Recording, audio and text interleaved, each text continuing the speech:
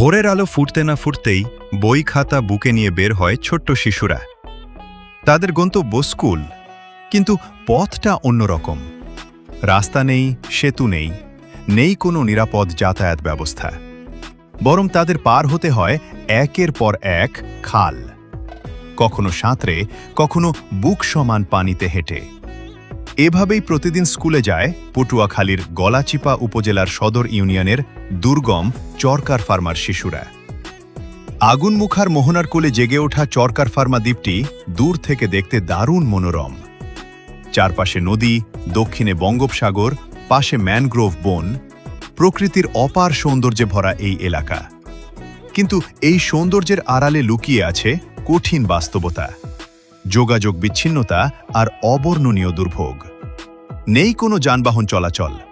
বর্ষা মৌসুমে পরিস্থিতি আরও ভয়াবহ হয়ে ওঠে। জোয়ারের পানিতে ডুবে যায় রাস্তাঘাট, এমনকি স্কুলের মাঠও। ফলে শিশুদের জন্য স্কুলে যাওয়া হয়ে দাঁড়ায় এক প্রকার সংগ্রাম। ভোগান্তিতে পড়েন শিক্ষকরাও। স্থানীয়দের তথ্যমতে চরকার ফার্মায় প্রায় ৮০টি জেলে ও কৃষক পরিবার বসবাস করে।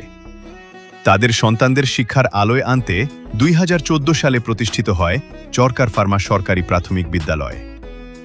বর্তমানে স্কুলটিতে ৫১ জন শিক্ষার্থী এবং ৩ জন শিক্ষক রয়েছেন। আমরা প্রথমে বোয়ালিয়া সুলিশ থেকে খেয়ায় সোজা পার হই। পার হওয়ার পর প্রায় ৪টা খাল পার হয়ে এই স্কুলে আসতে হয় এবং বিশেষ করে বর্ষাকালে অনেক কষ্ট হয়। কোমর সমান পানি থাকে।